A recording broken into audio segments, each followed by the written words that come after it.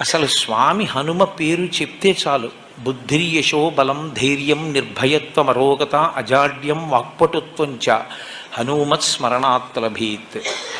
హనుమని స్మరించినంత మాత్రం చేత, హనుమకి నమస్కరించి హనుమని సేవించినంత మాత్రం చేత హనుమ యొక్క గొప్పతనం ఎక్కడుందంటే అజాడ్యం. ఆయనని సేవించినటువంటి వారికి జాడ్యము పోతుంది. జాడ్యము అంటే జడత్వము. జడత్వము అన్న మాటకు అర్థం ఏమిటంటే స్పందన శక్తిని కోల్పోవడం. శ్రీరామాయణంలో రామచంద్రమూర్తిగా శ్రీ మహావిష్ణువు వచ్చే ముందే బ్రహ్మదేవుడు అనేక మంది దేవతల్ని శాసించాడు. రావణ సంహారం అంటే అంత తేలికైన విషయం కాదు.